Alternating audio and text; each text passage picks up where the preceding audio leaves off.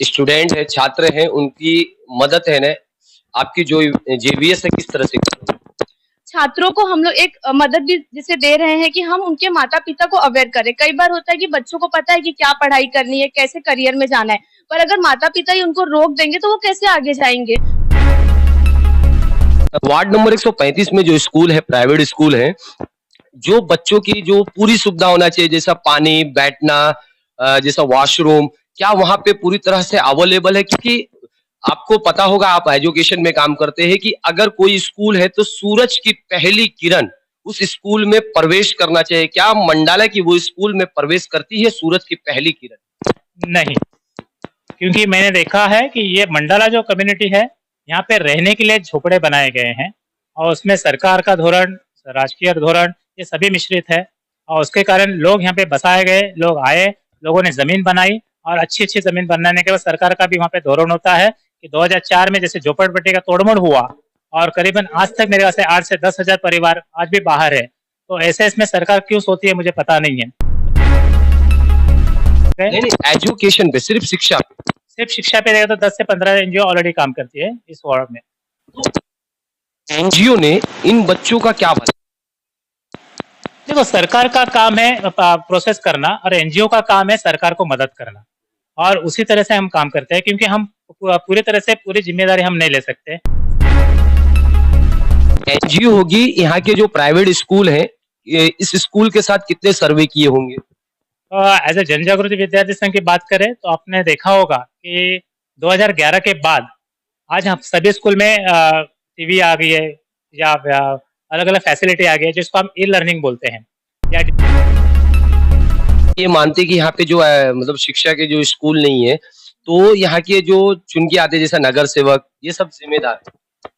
मैंने पहले बोला हम नागरिक जिम्मेदार है, पहली बात तो, क्योंकि हम चुन के देते हैं उनको। तो हमारा काम है जब वोटिंग करते वक्त हमारी नागरिक सुविधा कौन देगा, ऐसे उम्मीदवार को चुन के देना चाहिए।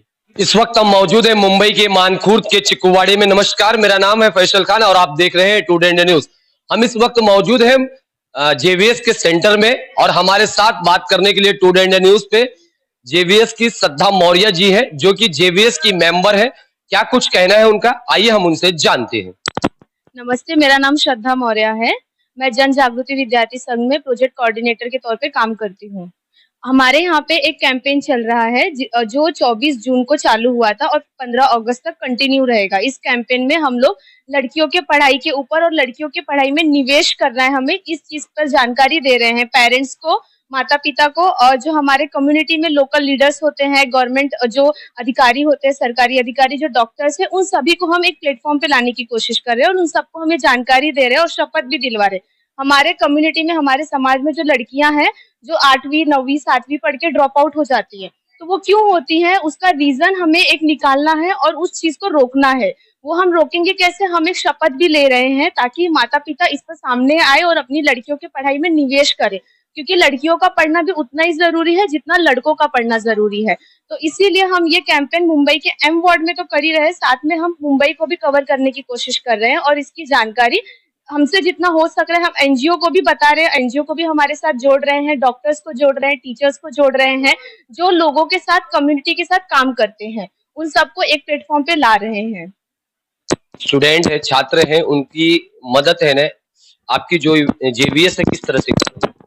छात्रों को हम लोग एक मदद भी जैसे दे रहे हैं कि हम उनके माता-पिता को अवेयर करें। कई बार होता है कि बच्चों को पता है कि क्या पढ़ाई करनी है, कैसे करियर में जाना है, पर अगर माता-पिता ही उनको रोक देंगे तो वो कैसे आगे जाएँगे? तो इसके लिए माता-पिता को भी आगे जाके बताना है कि हाँ, आपके बच्चे को जो पढ़ाई करनी है, आपको उसमें निवेश करना है। क्योंकि आज के टाइम पे लड़का-लड़की एक समान, ऐसा हम फॉलो कर रहे हैं, तो वो चीज़ सच में होनी चाहिए। क्योंकि अगर हम अर्बन स्लम की बात करेंगे, मुंबई के खासकर, तो मुंबई के अर्बन स्लम में वो चीज़ नहीं फॉलो होता है। लड़कियाँ 7वीं 8वीं पढ़ के बीएमसी स्कूल जाके ड्रॉप आउट करवा देते हैं माँ-बाप। तो इसके लिए हमें उस चीज पे काम करना है कि ऐसा ना हो और उनको जानकारी देंगे और इस तरह से हम छात्रों को भी मदद कर रहे हैं कि वो अपने माँ बाप से भी कुछ चीजें शेयर कर सकेंगे। ये नहीं होगा कि पेरेंट्स का कम्युनिकेशन गैप हो जाएगा, फिर माता पिता भी आके बच्चों से बात करेंगे। हम बात कर रहे हैं संतोष विजय सुर्वे, जो कि जेवीएस के में काम करते हैं और जो जेवीएस है पिछले कई वर्षों से मानखुर्द में कार्यरत है। उन्होंने, आज हम उनसे बात करेंगे शिक्षा को लेके कि आज मानखुर्द में वार्ड नंबर 135 में एजुकेशन को लेके क्या हाल है। टुडे इंडिया न्यूज में आपका स्वागत। नमस्कार, मेरा नाम संतोष विजय सुर्वे। मैं जन जागृति विद्यार्थी संघ इस संस्था का सेक्रेटरी हूँ। आज हम जो बात कर रहे हैं पूरी पढ़ाई देश की भलाई इस अभियान के बारे में। ये जो अभियान है क्राई नाम की संस्था है जो पूरे नेशनल लेवल पे इस कैंपेन को लेके जा रही है। तो उनका पहले बात तो मैं शुक्रिया अदा करूंगा क्योंकि उन्होंने इस कैंपेन के बारे में सोचा। आज हम बात करते हैं कि पूरी पढ़ाई देश की भलाई। क्या ये सच में है? क्या पूरी पढ़ाई आज बच्चों को मिल रहा है? क्या बच्चों के पढ़ाई के माध्यम से देश की भलाई हो रही है? ऐसा सोचेंगे तो हाँ, क्योंकि अगर पूरी पढ़ाई मिलती है तो बच्चों का विकास होता है और बच्चों का विकास ये देश का विकास होता है।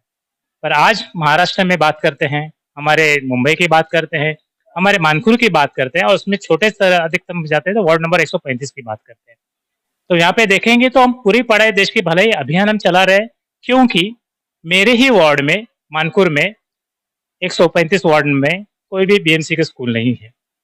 और हम बात कर रहे हैं सरकार से कि हम इस बारे में कुछ अवसर दे, बच्चों को पढ़ाई के बारे में लेके जाए और पूरा शिक्षा उनको मिले। पर ये कई सालों से बहुत से इलेक्शंस हो गए, बहुत से जीआर निकले, पर इस वार्ड नंबर 135 में स्कूल के बारे में कोई भी ध्यान नहीं है। जबकि बहुत से कम्युनिटीज जहाँ जहाँ पुनर्वसन हो रहा है वो सभी बस्तियां मानकुर में लाई जाती है। यहाँ पे उनको स्थायित किया जाता है और उनको जीने का हक तो दिया जाता है पर पढ़ने का हक नहीं दिया जाता है। क्या यही विकास है? तो इसके बारे में हमने क्राई के साथ में मिलकर ये अभियान को आगे बढ़ाया है ताकि हमारी लड़कियों को कम से कम पढ़ाई मिले। क्योंकि आज की स्थिति में भारतवर्ष में बात करें कि लड़कियां जो है वो अगर उम्र में आती है तो उनको घर में रखा जाता है, खाना बनाने के लिए रखा जाता है, छोटे बच्चों को संभालने के लिए रखा जाता है। और शासन की बात करें तो आज जितने भी महानगर पालिका के स्कूल है मुंबई में उसमें 8वीं तक की पढ़ाई पर दी जाती है। 8वीं के बाद की पढ़ाई के लिए लोगों बच्चों को बहुत अलग अलग स्तर पे जूझना पड़ता है, बहुत चैलेंज सफर करना पड़ता है। हमारे वार्ड की बात करें तो 135 वार्ड में तो स्कूल ही नहीं है, तो हमारे बच्चे स्कूल पढ़ने के लिए तो गोंडी में जाते हैं, नहीं तो फिर चेंबूर में जाते हैं। तो इसमें दो तरह का फर्क होता है। एक तो माता पिता माइग्रेंट है, वो काम पे जाते हैं, बच्चों को पढ़ाई का अधिकार नहीं मिलता। उसके साथ साथ जो बच्चे पढ़ना चाहते हैं तो उनके लिए पैसे नहीं है क्योंकि स्कूल लंबी है, प्रवास का कोई प्रावधान नहीं है यहाँ पर। तो ये बच्चों को कहीं ना कहीं शिक्षा के अधिकार से रोका जा रहा है। और खासकर लड़कियों के बारे में कहा जाए तो अगर वो उम्र में आती है, 8वीं पढ़ लेती है तो दूसरी स्कूल है ही नहीं उनके पास। क्योंकि 8वीं के बाद जो पैसा का बाजारीकरण हो रहा है, जो संस्था के नाम पे स्कूल चलाई जा रही है, उनमें पैसे भरने के लिए हमारे गरीब और मजदूर वर्ग के पास पैसा नहीं है, तो कैसे विकास होगा। इसलिए नेशनल कैंपेन में चलाया जा रहा है क्राई की तरफ से कि पूरी पढ़ाई मिले सभी बच्चों को, उसमें लड़कियों को पूरी पढ़ाई मिले ताकि उनका विकास हो और इसी विकास से देश का विकास हो। यह हम अभियान में ला रहे हैं। आप कितने सालों से समाज सेवक होंगे? एज अ प्रोफेशनल देखा जाए तो मैं 30 साल से समाज सेवा में कार्यरत हूँ। मैं उम्र के 16 साल से समाज सेवा में जुड़ा हूँ। जब मैं 10वीं पास हुआ था तब मैं देखा कि जब मैं यहाँ पे मेरा भी स्थलांतर हुआ था बीआरसी से, तब मैंने देखा कि मेरे वार्ड में ही जहाँ पे हमें स्थलांतरित किया, जिसको हम चिकुवाड़ी बोल रहे हैं, जो पीएमजीपी कॉलोनी के बाजू में आता है, वहाँ पे कोई भी नागरिक सुविधा नहीं थी। जब मैं 1993 की बात करूँ तब एक दंगल भी हुआ था जो मुंबई में पूरे नस्तनाबूद समाज में हुआ था। उसी समय में हमारा पुनर्वसन हुआ था और उस समय में मेरे यहाँ पे ना लाइट थी, ना पानी था, ना गटर था, ना स्कूल थी। हमें भी 2 डेंजर जोन क्रॉस करके हमें पढ़ाई पूरी करनी पड़ी। जो मानकुर गांव में एक स्कूल है म्यूनसिपैलिटी की, वहाँ पे हमें जाके पढ़ना पड़ा और उसके बाद चिल्ड्रन सोसाइटी नाम की संस्था है, वहाँ पे हमने स्कूल पूरी की। तो ये हमारा असलियत है जहाँ पे हम पढ़ाई करते हुए हमने शिक्षा को पूरा किया। पर हमने तय किया कि जो हमें सवाल आए, जो हम छुड़ाने की कोशिश की, वो आने वाले नस्लों को इस सवालों से परेशानी ना मिले। इसलिए हमने जन जागृति विद्यार्थी संघ का स्थापना की और शिक्षा ये मूलभूत अधिकार है, इसके ऊपर हमने काम करना चालू किया। जैसे कि यहाँ पे जो प्राइवेट स्कूल है मानकुर्द में, उसकी फीस क्या हो? अभी यहाँ पे देखा जाए तो मानकुर में प्राइवेट स्कूल के साथ साथ हम जरा स्कूलों की भी बात करते हैं जो सरकारी स्कूल भी है। क्योंकि मेरे वार्ड में तो स्कूल ही नहीं है, पर जो आजू बाजू के वार्ड में मैं देखता हूँ तो वहाँ पे बहुत से बीएमसी स्कूल भी आ चुकी है, पर वहाँ पे मुंबई पब्लिक स्कूल के नाम से स्कूल चलाई जाती है, जिसमें बच्चों का प्रावधान पूरी तरह से नहीं होता। सभी बच्चों को पढ़ने का अधिकार है, पर इस स्कूल में इंग्लिश स्कूल चलाई जाती है, तो बाकी भाषा के स्कूल क्यों नहीं चलाए जाते? जबकि महाराष्ट्र मराठियों का है, हिंदियों का है, राष्ट्रभाषा हम जिसे कहते हैं, हमारे सब उर्दू समाज ज्यादा है, तो ये स्कूल के माध्यम यहाँ पे क्यों नहीं चलाए जाते, ये बड़ा सवाल है। जैसे कि आपने जो स्कूल का नाम बताया सरकारी स्कूल का, क्या उसमें मानखुर्द के पूरे लोगों को जो बच्चे हैं वो सही से पढ़ पाते हैं, उन्हें एडमिशन मिल जाता है? मुंबई पब्लिक स्कूल की बात करें, जो बीएमसी चला रही है, जो संस्थाओं का समर्थन उसमें लेती है, और उसमें माध्यम से देखा तो कुछ सीमित बच्चों को प्रवेश मिलता है। उसके कारण उसकी क्वालिटी मेंटेन होती है, जो बाकी स्कूलों में नहीं है। सीमित बच्चे होते हैं, 40-50 बच्चों को पढ़ाने के लिए टीचर होती है, और पूरी तरह से 4-5 घंटे टीचर वहाँ पे प्रावधान होता है, और पूरी सुविधा वहाँ पे दी जाती है। और जो भी ये बाजारीकरण स्कूल का हो रहा है, उसमें आप देखेंगे जो पहले छोटे स्तर पे स्कूल थी, आज मल्टी स्टोरेज स्कूल हो चुकी है। इसके कारण ये पब्लिक स्कूल को लाकर, ये इंग्लिश मीडियम का प्रावधान वहाँ पे लाकर उन्होंने इसका इसका माध्यम आगे बढ़ाया है, और बहुत से मुंबई म्युनिसिपल कॉर्पोरेशन में मुंबई पब्लिक स्कूल के माध्यम से इंग्लिश मीडियम की स्कूल चलाई जा रही है, जिसके कारण उर्दू मीडियम की भाषा के स्कूल, मराठी माध्यम के स्कूल, हिंदी माध्यम के स्कूल आज बंद पड़ने जा रही है, क्योंकि हर पालक को लगता है मेरे बच्चे को इंग्लिश आना चाहिए। पर हमारी मातृभाषा अगर मजबूत हो जाएगी, हमारी राष्ट्रभाषा अगर मजबूत हो जाएगी, तो हम उस क्षेत्र में पूरी तरह से आगे जा सकते हैं। इंग्लिश ऐसे बिजनेस की लैंग्वेज है, वो हमारे प्रावधान में नहीं आता है, और बच्चों को रट्टा मार के इंग्लिश पढ़ाया जाता है। इसके लिए हमारी मातृभाषा को अगर प्रबल किया जाए तो बहुत अच्छा रहेगा, ऐसी मेरी विनती है। हम आपको बता दें कि जिस वार्ड में आप काम कर रहे हैं, वार्ड नंबर 135 में, वहाँ पे प्राइवेट स्कूल कितने हो? वार्ड नंबर 135 की बात करें तो गिने चुने स्कूल यहाँ पे प्राइवेट है, 12 से 13 स्कूल यहाँ पे हमारे पास वार्ड में है, और उसमें से हम 12 से 13 स्कूल की बात करें वार्ड में, वो कोई भी अनुदानित स्कूल नहीं है। यहाँ की हर जून में एक सरकार एक धोरण निकालती है, और उनकी जो स्कूल की जो फी होगी क्या होगी? कम से कम 500 रुपया महीना फीस भरते हैं बच्चे वहाँ पे, और साल के ज्यादा से ज्यादा हमारे पास 2000 रुपये भरने वाली भी स्कूल है, लेने वाली स्कूल है। महीने में 500 से लेकर 2000 रुपया फी लेने वाली स्कूल है। साल का तो उनका खर्चा करीबन नहीं बोला तो अभी 6000 से लेकर 25,000 तक हो जाता है। तो ऐसे इसमें हमारे जो मजदूर वर्ग है वो पैसे नहीं भर पाएंगे, इसके लिए वो स्कूल से बाहर है। तो फिर उनके बच्चे पढ़ेंगे? आप देखेंगे तो ये जो पूरी पढ़ाई देश की भलाई, इस अभियान में हम देख रहे हैं कि पूरी जो शिक्षा यंत्रणा हो, ये लड़कियों के लिए फ्री में हो, ये इस मांग हो रही है। और आपने देखा होगा 2 दिन पहले ही गवर्नमेंट ऑफ महाराष्ट्र ने एक जीआर निकला है, पर एक कागज निकल रहे हैं, उसका अमलबजावनी कब होगी मुझे पता नहीं है। उसमें उन्होंने कहा है कि सभी लड़कियों की, सभी भाषिक लड़कियों को ये फ्री में एजुकेशन होगा, जितने तक बच्ची पढ़ेगी उतने तक। वार्ड नंबर 135 में जो स्कूल है, प्राइवेट स्कूल है, जो बच्चों की जो पूरी सुविधा होना चाहिए, जैसा पानी, बैठना, जैसा वॉशरूम, क्या वहाँ पे पूरी तरह से अवेलेबल है? क्योंकि आपको पता होगा, आप एजुकेशन में काम करते हैं, कि अगर कोई स्कूल है तो सूरज की पहली किरण उस स्कूल में प्रवेश करना चाहिए। क्या मंडाला की वो स्कूल में प्रवेश करती है सूरज की पहली किरण? नहीं, क्योंकि मैंने देखा है कि ये मंडाला जो कम्युनिटी है, यहाँ पे रहने के लिए झोपड़े बनाए गए हैं, और उसमें सरकार का धोरण, राजकीय धोरण, ये सभी मिश्रित है, और उसके कारण लोग यहाँ पे बसाए गए, लोग आए, लोगों ने जमीन बनाई, और अच्छी अच्छी जमीन बनाने के बाद सरकार का भी वहाँ पे धोरण होता है कि 2004 में जैसे झोपड़पट्टी का तोड़मोड़ हुआ, और करीबन आज तक मेरे ख्याल से 8 से 10,000 परिवार आज भी बाहर है। तो ऐसे इसमें सरकार क्यों सोती है मुझे पता नहीं है। तो नागरिक सुविधा देना ये सरकार का पहला कर्तव्य है, जिसमें स्कूल, पानी, शेल्टर और खाना, ये पहला उनका मूलभूत अधिकार है, उनको मिलना चाहिए। स्कूल में क्या क्या फैसिलिटी होना चाहिए, पहले तो वो बात। पहली बात तो स्कूल में जाने के बाद पहली बात तो अच्छी क्लास होनी चाहिए। जो भी लड़के आते हैं, लड़की आती है, उनको बैठने के लिए आसन होने चाहिए, पानी की सुविधा होनी चाहिए, शौचालय अच्छे होने चाहिए, क्लासरूम अच्छे होने चाहिए, बोर्ड होने चाहिए, किताबें मिलने चाहिए, खाने की सुविधा होनी चाहिए। सूरज के किरण के लिए वहाँ पे ग्राउंड होने चाहिए खेलने के लिए बच्चों को, जो बच्चों का एक अधिकार बनता है उसमें होना चाहिए। पर ये सब अगर हम वार्ड नंबर 135 की बात करें, ये सभी बातों से ये वार्ड नंबर 135 सभी स्कूलों में वंचित है। तो क्या इस पे एमिस्ट वार्ड जो है वो इस पे कार्रवाई करना चाहिए? मैंने जैसे ही कहा कि हर जून में एक सरकार कागज निकालती है कि सभी स्लम में जो भी स्कूल्स है वो अनुदानित है या उसको परमिशन नहीं दिया गया है, बिना परमिशन स्कूल चलाई जाती है। ये सिर्फ कागज निकाल के चलेगा नहीं, तो उसके ऊपर नियंत्रण भी लाना होगा, ये सरकार का काम है।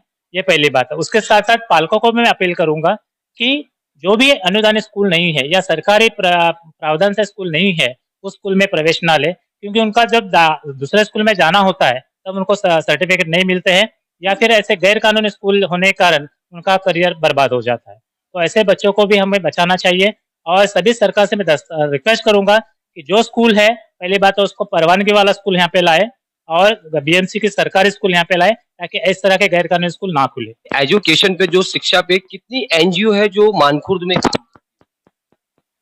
मुंबई मानखुर की बात करें तो यहाँ पे नहीं बोला तो आज की तारीख में 30 से 35 संस्थाएं हैं जो इस वार्ड में काम करती है, पर सभी का कार्य का जो पद्धतियां है अलग अलग है। नहीं नहीं, एजुकेशन पे, सिर्फ शिक्षा पे। सिर्फ शिक्षा पे देखा तो 10 से 15 एनजीओ ऑलरेडी काम करती है इस वार्ड में।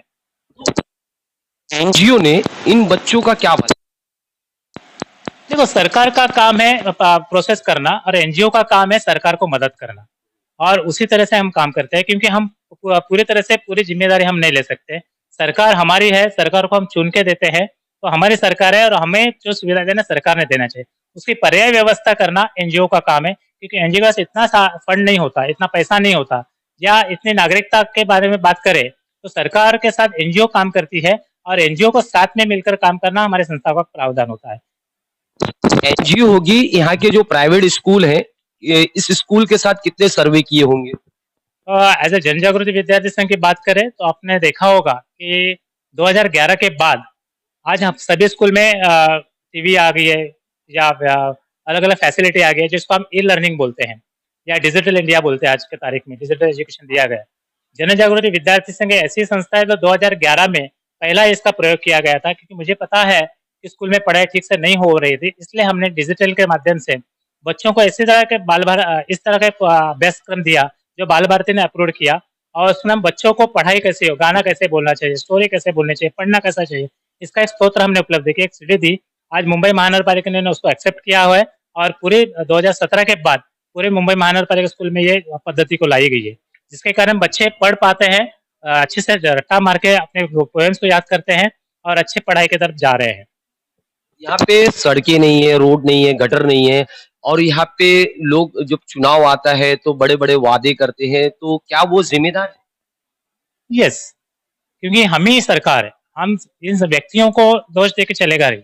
हम मतदाता है, तो हम मतदाता होते वक्त हमें जैसे हम वोटिंग करते हैं, मतदान का अधिकार देते हैं, उस समय हमारे पास नागरिक सुविधा क्या क्या मिलनी चाहिए इसके ऊपर हम ही जिम्मेदार है। हमने मांग के लेना चाहिए और उसके साथ झगड़ना भी चाहिए। इसलिए इस अभियान में आप देखते होंगे हमने बाल सभाओं का आयोजन किया गया।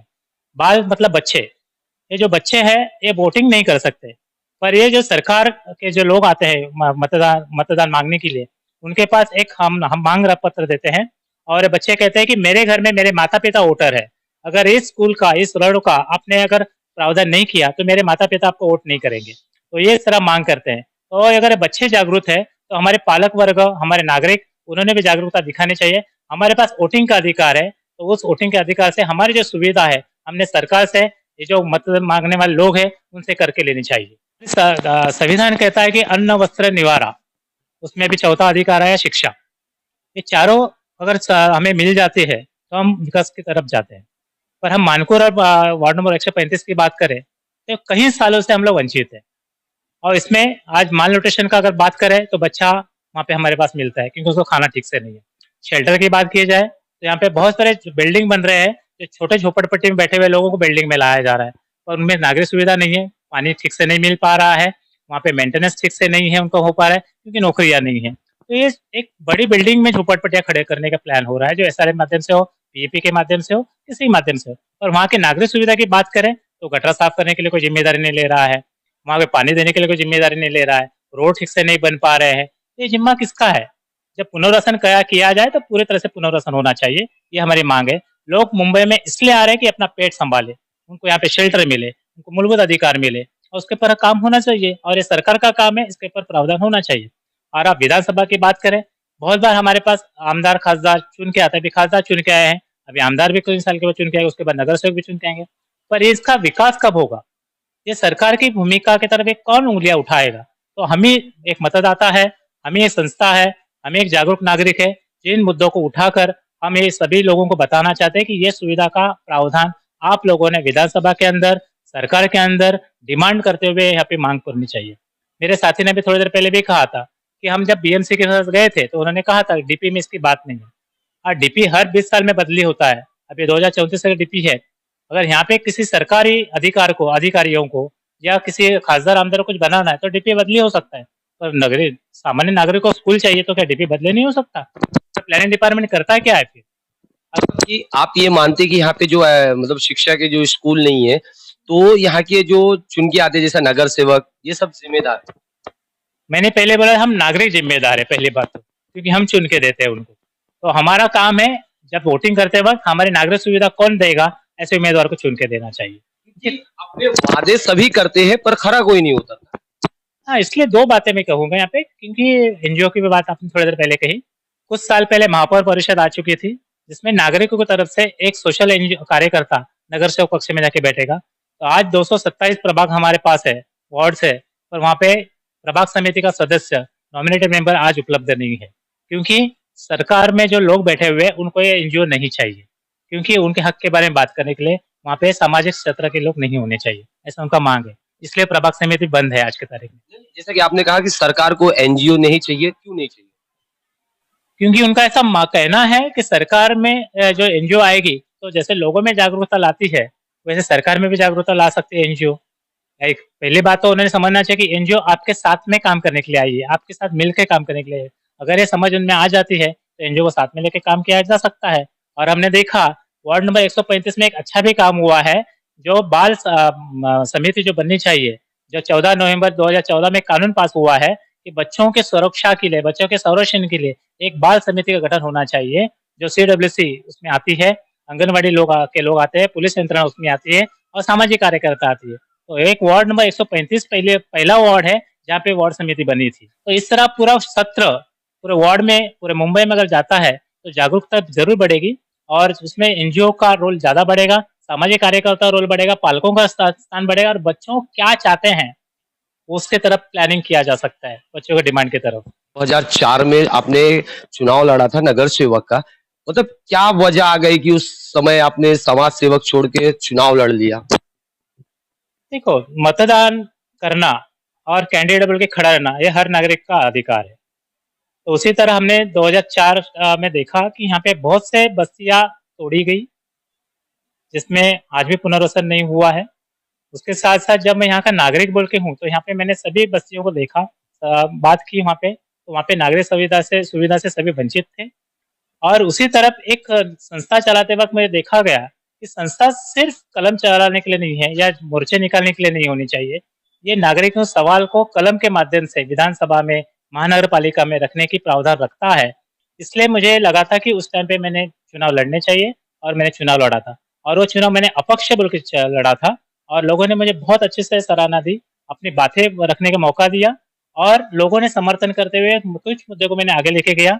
और उसके माध्यम से आपने देखा होगा कि 2008 में जो प्रभाग समिति बनी तो हमारे वार्ड में से 3 नाम निर्देशित सदस्य चुन के गए थे। इसका प्रावधान देख सकते थे, यह हो गया है। और बहुत से सुधारना भी हुई।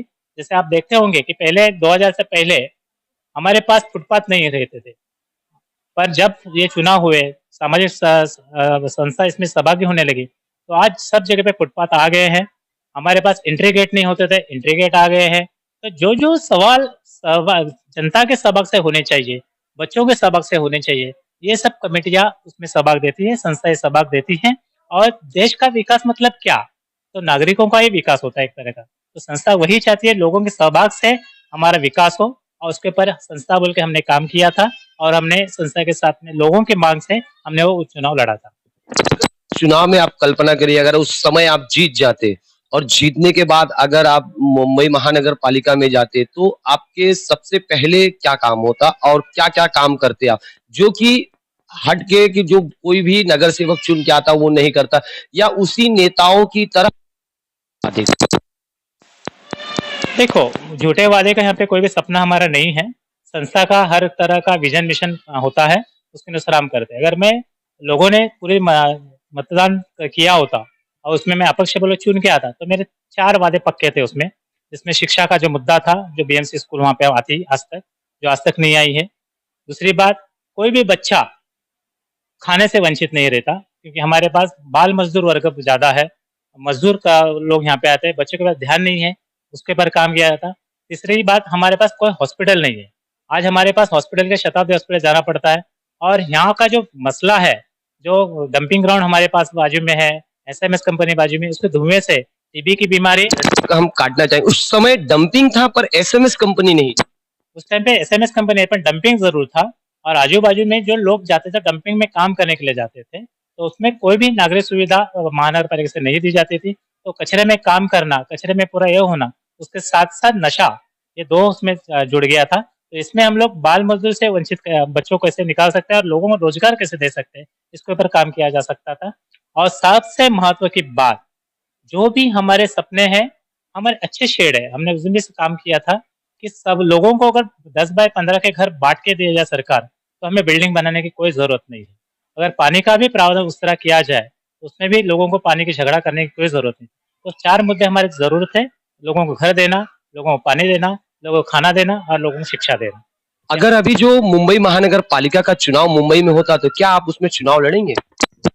आज की बात करें तो आज सब लड़ाई पैसों पे चलती है, और सामाजिक कार्यकर्ता बोल के देखें तो मेरे पास पैसे नहीं है, पहली बात तो। दूसरी बात, आज के दौर में देखें जो सब धर्म के नाम पे मत दिया जा रहा है, जाति के नाम पे तोड़ा जा रहा है, और संस्था या सामाजिक कार्यकर्ता हम देखते हैं तो राष्ट्रीय यूनिटी की तरफ देखते हैं।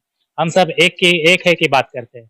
तो एक धारा में, एक क्षेत्र में, एक विकास में, एक संघर्ष में हम जिंदगी जी रहे हैं, और उसमें हम लोग लोगों को बांध के रखने का काम करते हैं। तो मुख्य मुद्दा चुनाव लड़के मिलेगा ऐसा नहीं है, तो हमें अपने अधिकार से लोगों को समझ देकर हम अपने सहभाग से कुछ सुविधा लाने की कोशिश भी करते हैं। जैसे आपने देखा होगा चिकुवाड़ी में लोगों के सहभाग से हमने मैदान का विकास किया, वहाँ पे नशा का प्रमाण बढ़ गया था, वो हमने छुड़ाने की कोशिश की। तो लोगों का अगर सहभाग बढ़ता है तो लोगों का आंदोलन के आगे कोई सरकार नहीं टिकती है, ये सच बात है। देखा कि हमने एजुकेशन पे बात की, और जो मानखुर्द में वार्ड नंबर 135 में कई मुद्दे थे। टुडे न्यूज पे संतोष सुरवे बात कर रहे थे। यहाँ पे स्कूल बनता है या नहीं, आपकी क्या राय है कमेंट सेक्शन में जरूर बताएं। इसी तरह टुडे न्यूज पे मौजूद है अफसर खान है, जो जेबीएस के एक मेंबर हैं। जैसे कि हम आपको पहले बता दें कि एजुकेशन के नाम पे पूरे देश में बाजारीकरण चल रहा है, उसके ऊपर क्या? एक्चुअली पूरे देश में मैं तो एक बोलता हूँ, एक एजुकेशन और एक हेल्थ पूरी तरह से फ्री होना चाहिए। क्योंकि अगर कोई गरीब बच्चा आगे पढ़ना चाहता है तो वो फिर उसके आगे पढ़ाई रुक जाती है। तो उसके लिए गवर्नमेंट को एक कदम उठाना चाहिए कि उसके लिए स्कॉलरशिप और ये चीज़ की सुविधा दे। जो स्कूल में जो बच्चे जाते हैं, स्कूल में मनमानी फीस उनसे ली जाती है, और उस फीस को लेके नहीं पढ़ पाते, तो आपकी तरफ से क्या है? नहीं, ऐसे स्कूल में अगर मनमानी फीस वो लोग ले रहे हैं तो हमको स्कूल में जाके उसके प्रिंसिपल से बैठ के हमको बात करना पड़ेगा कि आप क्यों इतना फीस चार्ज कर रहे हो। जैसे कि अगर हम मानखुर्द की ही बात करें तो मानखुर्द में जो यहाँ पे जो स्कूल है, क्योंकि सरकारी स्कूल तो है नहीं, जो प्राइवेट स्कूल हैं उनकी फीस क्या होगी? अभी यहाँ पे फीस तो बच्चों से 500 रुपए मंथली ऐसा लिया जाता है। बट अभी हम सोच रहे हैं कि हमारे मंडाला में वार्ड नंबर 135 में एक भी गवर्नमेंट स्कूल नहीं है। तो उसके लिए हम लोग ने बीएमसी में भी जाके बात की है, तो बट उन्होंने बताया कि डीपी प्लान में वहाँ पे नक्शे में जगह है ही नहीं है। तो हम आपको बता दें कि अगर जैसा कि आपने बताया कि एक बच्चे की जो फीस है 500 रुपए ली जाती है, कितनी 11 या 12 महीने की फीस ली जाती होगी। अगर 500 से ली जाती है तो 5,500 6,000 हो गई, फिर उसकी और भी फीस वगैरह होगी तो एक 10,000 रुपए हो जाती होगी। एजो के बाकी बुक वगैरह लेके, फिर उसकी एक ट्यूशन की जो क्लासेस होती है उसकी भी एक कितनी उसका भी वो महीने का 500-600 रुपए फीस उसका भी चालू। तो एक मिनिमम जोड़ा जाए, एक बच्चा अगर पढ़ता है तो उसकी साल की एक 20,000 रुपए हो जाती है, बराबर। और 20,000 होने के बाद जो उसके पेरेंट्स है, जो उसके पिता है, अगर वो कोई जॉब करते हैं तो मानखुर्द में, अगर मुंबई शहर में कोई भी जॉब करते हैं तो मिनिमम उनकी क्या मतलब जो मंथली इनकम होगी कितनी होगी? अगर देखने जाएंगे तो हमारे मंडाला में सब डेली वेजेस वाले हैं। सबको काम मिलता भी है, नहीं मिलता है। तो अगर ऑवरेज निकालने जाएंगे तो मुझे नहीं लगता कि वो 10,000 से ज्यादा कमा पाते होंगे। तो फिर जो साल की फी है वो कैसे? तो इसीलिए तो मंडाला में के बच्चों को जो है ड्रॉप आउट बढ़ रहा है। तो अभी हमारा मेन मकसद था कि हम कैसे वो बच्चों को गवर्नमेंट स्कूल में एडमिशन कराए। तो हमारी स्कूलों से गवर्नमेंट स्कूलों से बातचीत भी चल रही है और हमने करवाया भी, हमारा प्रोसेस चालू भी है। तो वो हम बस का वो उसका जो है पास भी बना के दे रहे हैं, ताकि बच्चे का वो भी बच सके जो बस में किराया लग रहा है। तो वो जो पास होगा वो फ्री होगा? वो फ्री होगा, क्योंकि वो बीएमसी की तरफ से वो बना के दे रहे हैं, तो वो फ्री होता है। जैसे आपको बता दें कि ज्यादा करके लोग हैं ना, आधे लोग तो समझ लो भाड़े पे रहते होंगे, किराए पे रहते होंगे। तो क्या किराया होगा मंडाला में जो घर है? अभी मंडाला में देखने जाएंगे तो अभी कई पिछले 2 साल से इंक्रीज हुआ है भाड़ा। तो अभी देखने जाएंगे तो 5,000 भाड़ा चल ही रहा है मंडाला में, 4 से 5,000 रुपए। जैसे छोटे घर का और बड़े घर का बड़े घर का लेने जाएंगे तो 6-7 हज़ार है। एक के अंदर 7,000 भाड़ा, अगर एक फैमिली रहती है 7,000 भाड़ा देना किराया, फिर उसके बाद 10,000 जैसे आप बता रहे हैं उनकी एक मंथली इनकम है, तो किस तरह से वो अपने जो बच्चे हैं उनको पढ़ा सकते हैं या नहीं? एक्चुअली हमने यही सब देखा है कि एक तो मंडाला में गवर्नमेंट स्कूल नहीं है, उसकी वजह से ड्रॉप आउट बहुत ज्यादा बच्चे है। और दूसरा फीस नहीं है, तो उसकी वजह से बच्चे लोग का ड्रॉप आउट बढ़ रहा है, क्योंकि वो इतने कैपेबल नहीं है कि ये प्राइवेट स्कूल में जाके वो फीस दे सके। तो फिर हम ऐसे बच्चों को गवर्नमेंट स्कूल में जाके उनका एडमिशन करवा रहे हैं, और बस का जो भी है उसका पास बना के दिया जा रहा है। तो एक वही रास्ता है कि वो गवर्नमेंट स्कूल में ही पढ़ सकते हैं, यहाँ प्राइवेट स्कूल में तो नहीं पढ़ पाएंगे, क्योंकि इतनी इनकी कमाई नहीं है कि वो दे सके। ये आप मानते हैं कि यहाँ के जो ज्यादा लोग हैं वो सरकारी स्कूल में पढ़ सकते हैं, प्राइवेट में नहीं पढ़ सकते? हाँ, इसके लिए हम लोग बोलते हैं पूरी पढ़ाई, देश की भलाई। अगर पूरा बच्चा क्योंकि बहुत सारा ऐसा होता है कि वो फीस के कारण भी बच्चे पढ़ाई छोड़ दे रहे हैं, उतने कैपेबल ही नहीं है फीस देने के लिए। उसकी वजह से भी बहुत सारे रीजन आ रहे हैं कि हमारे पास इतना पैसा नहीं है कि हम बच्चों लोग को पढ़ा सके। तो फिर हम उनको दूसरा रास्ता दिखाते हैं कि उनका गवर्नमेंट में जाके, गवर्नमेंट स्कूल यहाँ पे एक भी नहीं है, 2 से 3 किलोमीटर की दूरी पे है, तो उनके लिए रिस्की भी होता है। बट क्या करें, अगर पढ़ाई तो कराना है बच्चे लोग, अगर वो नहीं करेंगे तो फिर उनके आगे के जीवन भी रिस्क रहेगा, क्योंकि कुछ पढ़ेंगे नहीं लिखेंगे तो अनपढ़ रह जाएंगे। तो वो ये चीज भी, और दूसरी हमारे एरिया में बात भी चल रही है कि गवर्नमेंट स्कूल कैसे लेके आया जाए। इसमें हमारे संतोष सर और हमारी जीवीएस की पूरी टीम और भी दूसरी संस्थाएं जो है वो मिलकर काम कर रही हैं कि कैसे हम अपने इस वार्ड नंबर 135 में एक गवर्नमेंट स्कूल की स्थापना करें। जैसे कि यहाँ पे पॉलिटिकल पार्टी भी होगी, नगर सेवक होंगे, एमएलए होंगे, एमपी, उनकी तरफ से क्या मदद मिलती? क्योंकि आप जेबीएस में जो काम कर रहे हैं, क्या कभी आपने उनसे मदद मांगी या उन्होंने दी या नहीं दी? नहीं, हम उनको तो बोलते हैं कि आइए हम मिलके सब लोग अपने एरिया के लिए गवर्नमेंट स्कूल की स्थापना करते हैं, क्योंकि हम जब बीएमसी में गए थे तो वो बोले कि डीपी प्लान में नहीं है और ये हमारे लेवल से तो चेंज भी नहीं होगा, तो आपको कोई बड़ा लीडर ही पकड़ना पड़ेगा, या एमपी हो या एमएलए हो, उनके थ्रू ये कुछ चेंजेस हो सकता है इस पे। पिछले कई सालों से यहाँ पे लोग चुन के आते हैं, क्या जो लोग हैं उनके काम नहीं? अ, शायद अगर वो काम किए होते तभी तो प्रॉब्लम सॉल्व हो गया होता। हाँ। मतलब आप मानते हैं कि वो सिर्फ जो जनता के बीच में 5 साल में सिर्फ 2 महीने?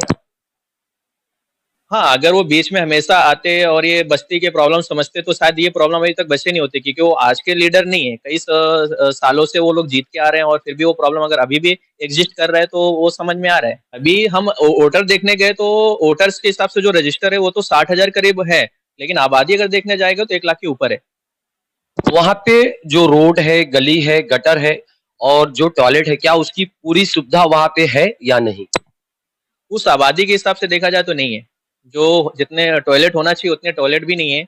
और जो गली नाले हैं अभी भी पूरी तरीके से, अभी देखेंगे तो थोड़ा काम हुआ है, जब वहाँ की पब्लिक ने प्रेशर बनाया है तो हुआ है, लेकिन अभी भी बहुत सारी गली और रोड अभी भी वैसे ही है। क्या जो 30 फीट रोड जनता नगर, इंदिरा नगर और मातंग ऋषि नगर को जोड़ता है, क्या वो रोड क्लियर है कि ऐसे ही है? नहीं, अभी भी वो उसी कंडीशन में, अभी भी वहाँ पे देखा जाएगा तो खड्डे हैं। आप जब जाएंगे तो इतने खड्डे मिलेंगे, आप खुद वहाँ पे जाके एक बार देख लीजिएगा, तो वहाँ इतने खड्डे मिलेंगे, गाड़ी आना जाना और बच्चों लोगों को जाने में बहुत तकलीफ होता है। उस रोड को लेके, गटर को लेके आपके जीवीएस ने क्या कहा? एक्चुअली हम मेन जो हमारा मेन मकसद है कि बच्चे लोग को कैसे हम आगे पूरी पढ़ाई, देश की भलाई के बच्चों लोग को, मेन तो हमारा टारगेट है कि ड्रॉप आउट हमारे एरिया से कैसे कम हो। मेन हमारा भी फोकस उस पे है, और हमने ऐसे कई ग्रुप भी तैयार किया है अपने बच्चों के थ्रू कि जो हमारे एरिया में कमी है जिस चीज की, उसके उसके लिए भी हमारे वो जाके, जो जैसा रोड नहीं है तो हम जाके बीएमसी में लेटर देंगे, जैसा लाइट नहीं है वहाँ पे, रोड लाइट नहीं है तो उसके लिए भी हम जाके बीएमसी में लेटर देंगे, वहाँ पे नशा हो रहा है तो उसके लिए हम अपने बच्चों के थ्रू पुलिस चौकी में जाके लेटर देंगे। ऐसे हमने ग्रुप बना के रेडी किया है, जो बच्चे जल्दी ही जाके वो सब प्रोसेस चालू करने वाले हैं। धन्यवाद टुडे न्यूज़ पे बात करने के लिए। तो देखा जाए तो मैं जिस बस्ती की बात कर रहा हूँ, मंडाला या मानखुर्द में, 135 नंबर वार्ड की ये जो बस्ती है, ये लगभग 1 लाख की आबादी से ऊपर वाली बस्ती है। सरकार आज हर चीज के लिए परमिशन दे रहा है, सरकार नई नई प्रकल्प के लिए दे रहा है, नए नए उद्योगों के लिए दे रहा है, नए नए रस्तों के लिए दे रहा है, हर चीज के लिए दे रहा है, लेकिन ये रास्ते, ये चीजें हम लोग जिस पीढ़ी के लिए बना रहे हैं उस पीढ़ी को अगर सक्षम बनाना है तो उनको शिक्षा देने की सबसे ज्यादा जरूरत है। आज एजुकेशन की हालत अगर मैं मेरे वार्ड में देखूं, जिस वार्ड से मेरा ताल्लुक है 135 नंबर वार्ड से, तो इस पूरे वार्ड में आज तलक एक भी बीएमसी स्कूल नहीं है। जन जागृति विद्यार्थी संघ पिछले 2 महीनों से इस पूरे एरिया में काम कर रहा है। जनता नगर के एक इलाके में हम लोग जब काम कर रहे हैं तो वहां पे हम लोगों को ड्रॉप आउट की संख्या जो मिल रही है, एक तय नंबर का हम लोगों ने सर्वे किया, उस सर्वे में से 10% बच्चे ऐसे हैं जो आज ड्रॉप आउट है।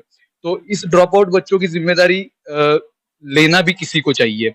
इसी के लिए जन जागृति विद्यार्थी संघ पिछले 2 सालों से अलग अलग तरीकों से काम कर रहा है, बच्चों के एडमिशन के लिए काम कर रहा है, बच्चों के लिए शिक्षा की नवी नवी सुविधाएं किस तरीके से ला सके इसके लिए काम कर रहा है।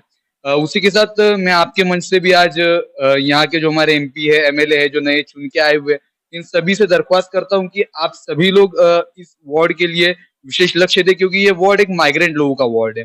यहाँ पे जो लोग आते हैं ये कामगार लोग होते हैं। यहाँ के जो लोग हैं वो ज्यादातर लोग बाहर की मुंबई की चकाचक देख के, चकाचौंध देख के आते हैं। तो उनको अगर इस मुंबई की चकाचौंध में टिकाना है, उनको रखना है और उनके बच्चों को अगर अच्छी जिंदगी देनी है तो शिक्षा देना सबसे ज्यादा जरूरी है। आज सरकार बात करती है कि 10वीं जब तक बच्चा पास नहीं होगा, 8वीं जब तक बच्चा पास नहीं होगा, हम लोग गाड़ी का लाइसेंस नहीं देंगे। आज अगर बच्चे को हाउसकीपिंग में भी काम करना है तो उसको 10वीं का सर्टिफिकेट मांगा जा रहा है। ऐसी अगर सुविधाएं है तो एक तरफ हम शिक्षा को देने की बात करते हैं आरटीई के कायदा के अनुसार, लेकिन उसी तरफ हम लोग बच्चों को शिक्षा के लिए क्या साधन उपलब्ध कर रहे हैं, ये सरकार से सवाल पूछा जाना चाहिए।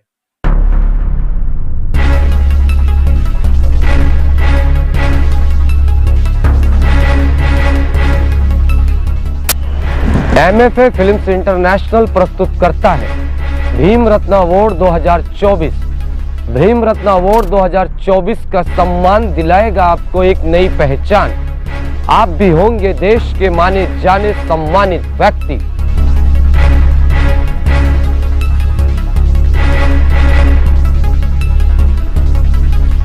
जल्द होगा मुंबई में भीम रत्न अवार्ड 2024। जल्द ही कराएं अपना रजिस्ट्रेशन। आपके माध्यम से की गई सेवाओं की दे जानकारी। आप भी बने भीम रत्न अवार्ड 2024 के हकदार। अधिक जानकारी के लिए दिए गए स्क्रीन पे ईमेल आईडी व नंबर पे संपर्क करें।